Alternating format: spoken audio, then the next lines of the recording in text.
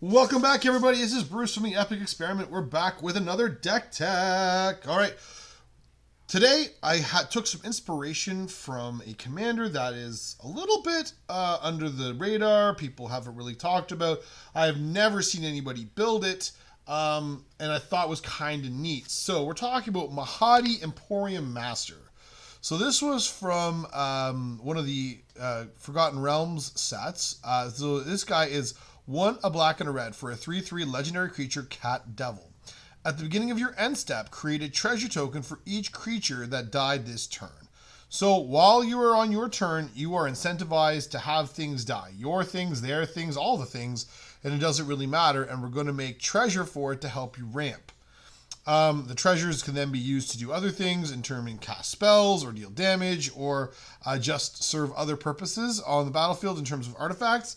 But I'm getting a little bit ahead of myself. So Mahadi, super neat, kind of an unheard of commander. Not a lot of decks out there floating around on this one, so I thought I would brew one up and see what I came up with. So let's check it out. All right, let's start with the ramp, because obviously every deck starts with the ramp. All right, so we have a Wayfarer's Bauble. So if you're in black and red and you can't go and tutor up lands because you're not in green, Wayfarer's Bauble is a really handy way to make sure you go get a basic. Very, very simple. We have a Felwar Stone. Felwar Stone is super handy because 2, tap it to add 1 mana to your mana pool. This mana may be of any type that any land an opponent controls. So, and chances are you're going to have somebody who's playing black or red or both, meaning Felwar Stone is on and ready to go. We're going to have the good old Sol Ring. You can't go wrong with the Sol Ring. I like this version from the Doctor Who version. We have a Rakdos Signet. So this is pretty neat. But then we've got Crime Novelist. So if I'm going to be making treasures, this is a kind of neat way to cash in on that. So 2 and a red for a 1/3, Goblin Bard. Whenever you sacrifice an artifact, put a +1/+1 counter on Crime Novelist and add a red. So when you sack a treasure, you get the mana from the treasure.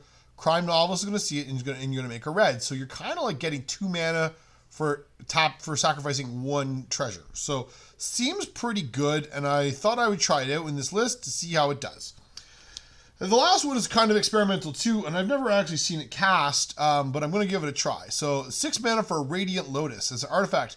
Sacrifice 1 or more artifacts, choose a color. Target player adds 3 mana of the chosen color for each artifact sacrificed this way. Well, the idea being that I'm going to take my treasures that I make from my creatures dying and thanks to Mahadi, and sacrifice them kind of like a la Black Lotus, and get a whole lot of mana to then do other things with. So, kind of neat. All right, so I'm going to give it a try. I have yet to resolve it in the couple of games that I have played it, but I think it seems like it should be a good home for it, and we'll see how it goes. All right, next, if you are going to be playing in black and red, you are prone to having your things die. You are prone to needing cards. How do you make sure your hand stays full?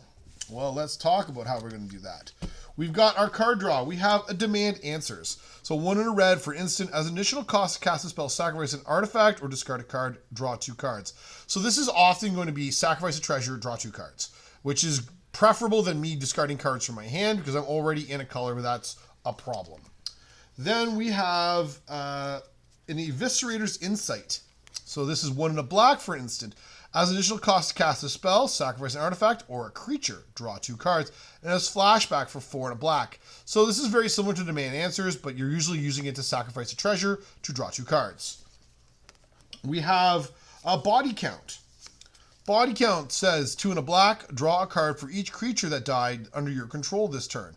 So on your turn, if you sack a bunch of creatures, and of which we'll talk about the sack outlets in a bit, you're prone to sacrificing things, and Body Count might allow you to draw a bunch of cards.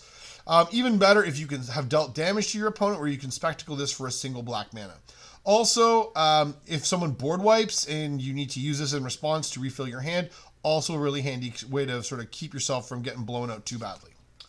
All right, then we have a Stormclaw Rager, so 1 black red for a 2/2 Ogre Warrior.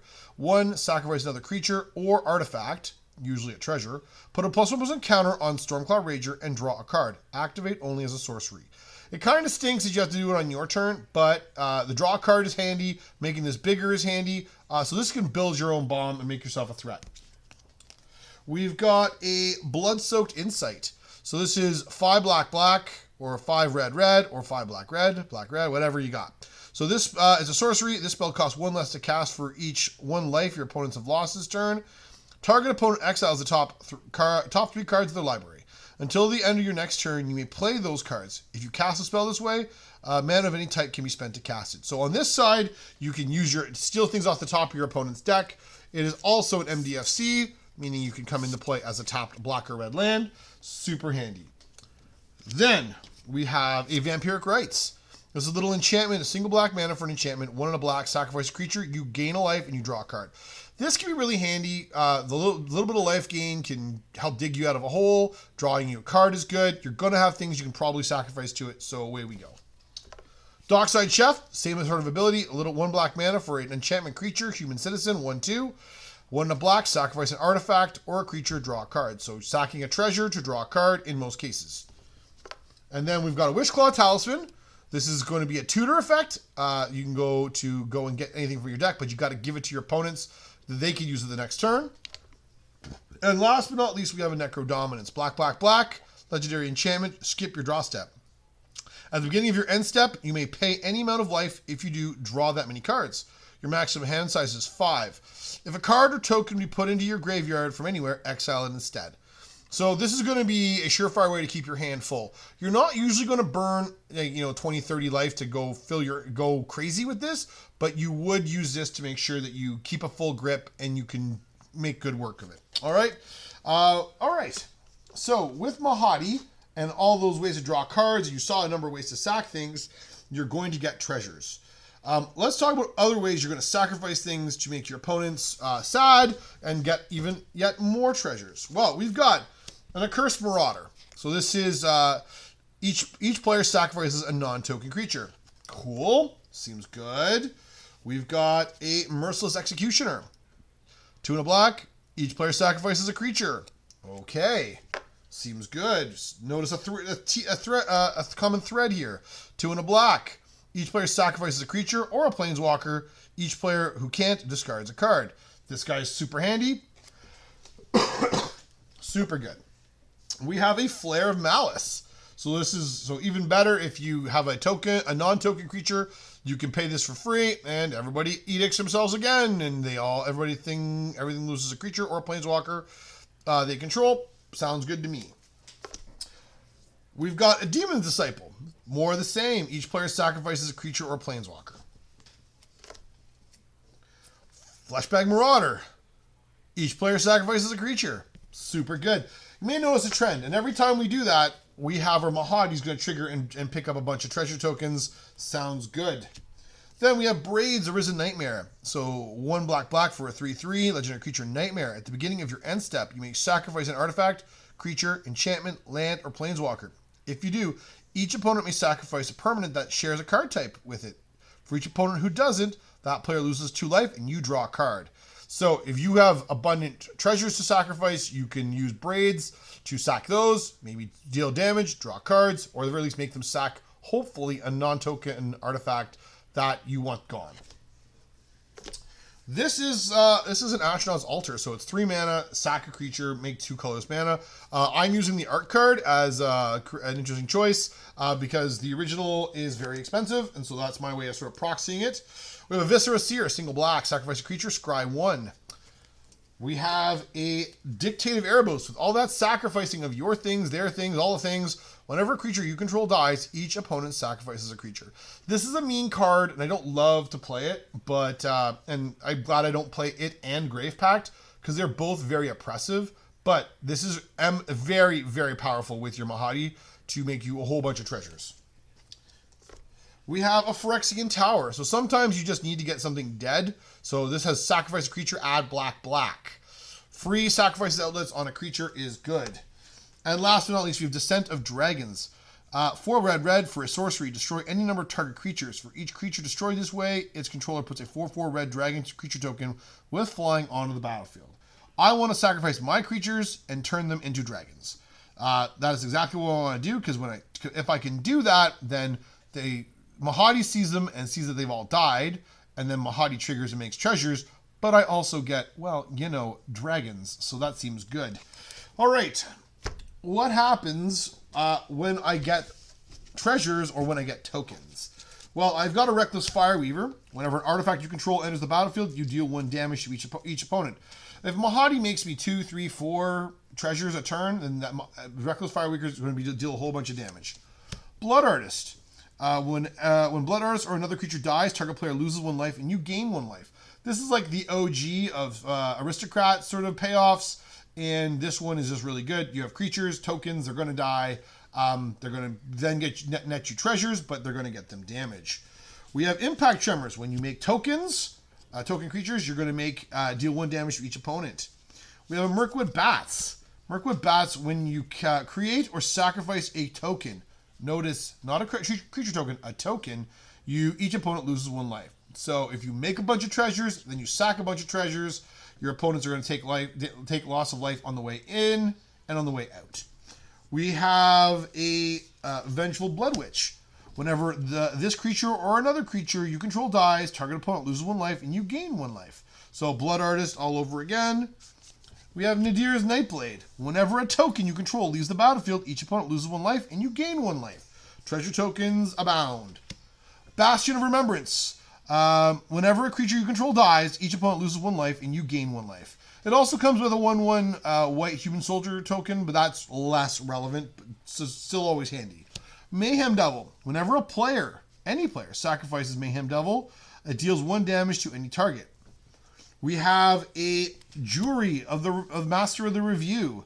Black and a red for a 1/1 legendary creature, human shaman. Whenever you sacrifice a permanent, put a +1/+1 counter on Jury, Master of the Review. When Jury dies, it deals damage equal to its power to any target. We have Marionette Master. 4 black, human artificer, 1/3 with fabricate 3.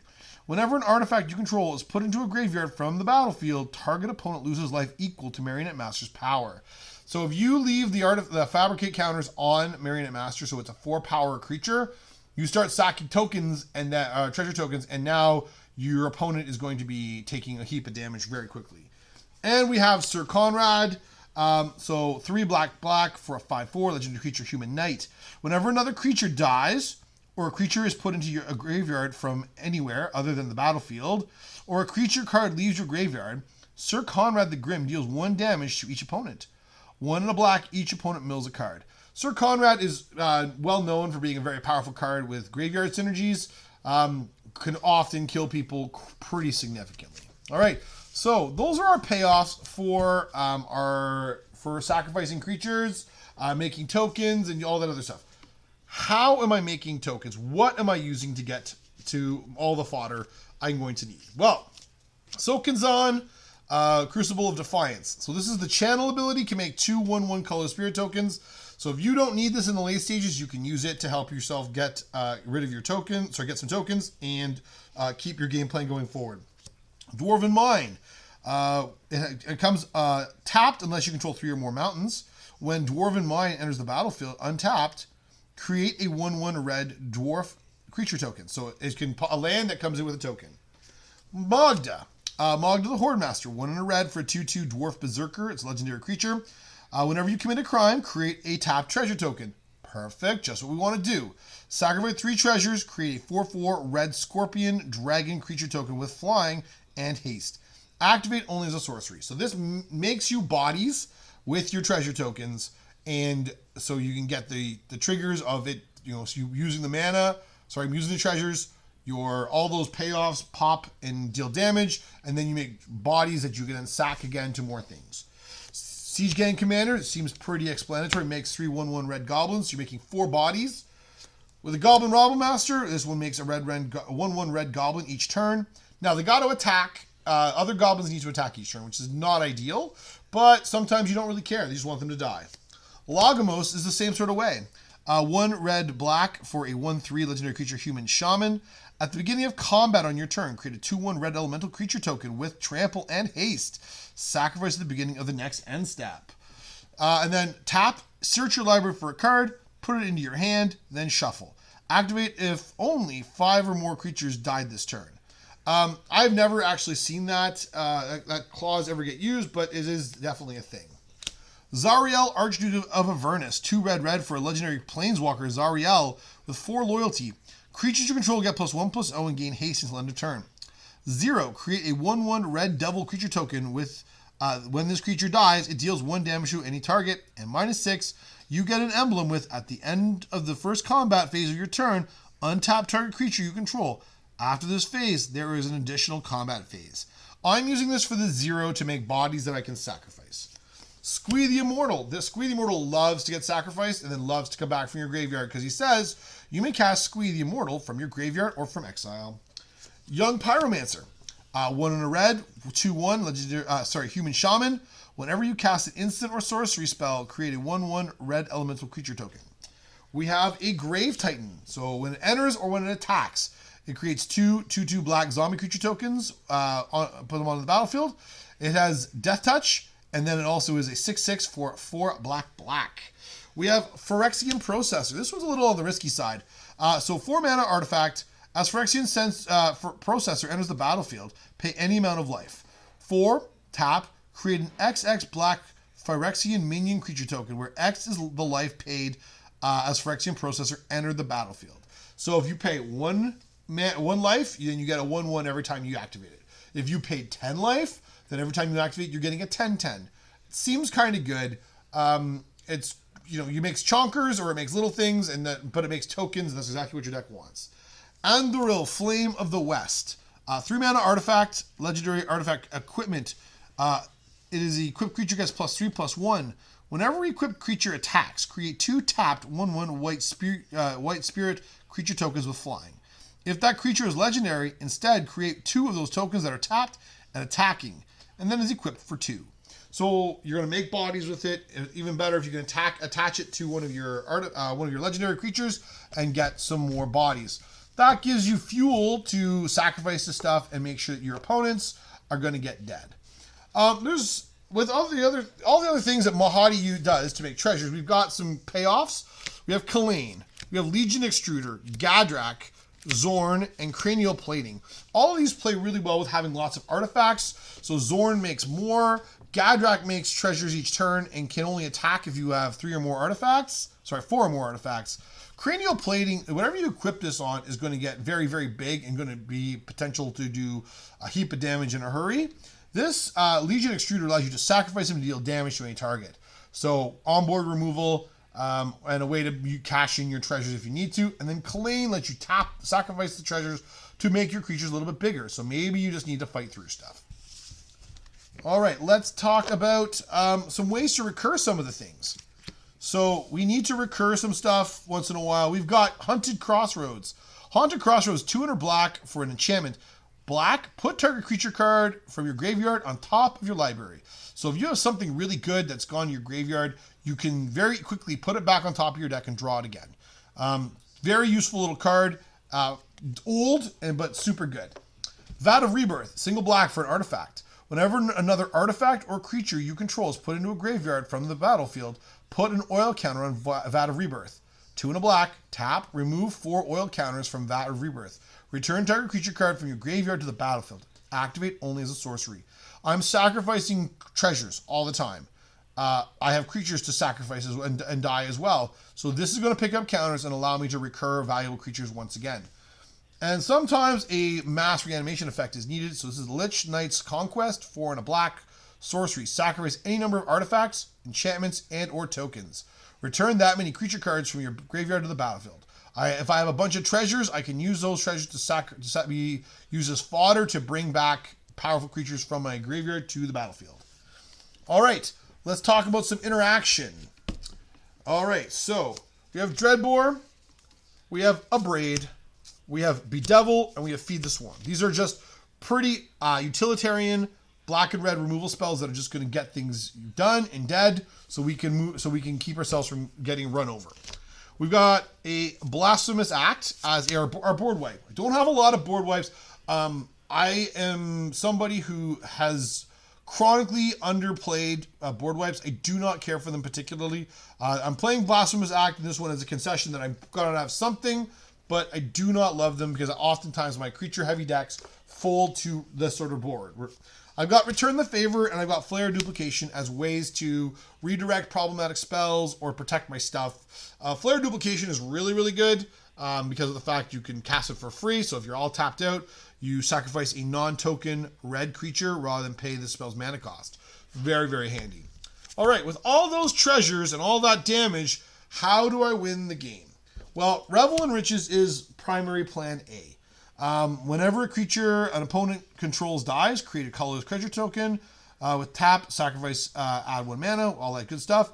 At the beginning of your upkeep, if you control 10 or more treasures, you win the game. It's not hard for this deck to end up with 10 treasures, and Revel in Riches wins. Also, in this list, because of the fact that sometimes you just need a way to win things, we have Kiki Jiki and Zealous Conscripts as just generic ways that you can get a win out of nowhere. All right? Now, altogether, this deck, I thought it was going to be more budget than it is. This is about a $250 deck, which is not crazy expensive, but it's a little bit pricier than what you might see.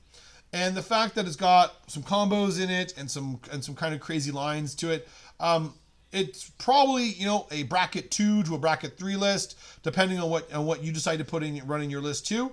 I would put this as probably a bracket 3 list because of the fact it has the potential to end the game with an alternate win condition or to win through an infinite combo line like Kiki Jiki. And I have a tutor like the Wishclaw Talisman to go and find it. So if I have one half, I can get the other half. All right. All in all, fun deck. I played it last night a couple times and it got some good results. Was surprisingly sticky and hard for my opponents to deal with because it could rebuild because the treasure tokens stuck around to allow me to ramp out more things again. Super fun.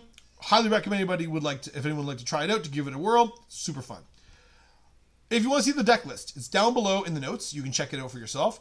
If you want to check out all of our other videos here on the channel, please feel free to do so. Like and subscribe so you never miss any updates to this channel here. You can see all of our decks. If you like what you hear, you can also listen to our podcast that is on a weekly basis where we talk about cards that you ought to be including in your lists. Or you can follow us on socials. All right? With that, folks, have yourselves a good one. We'll talk to you all later.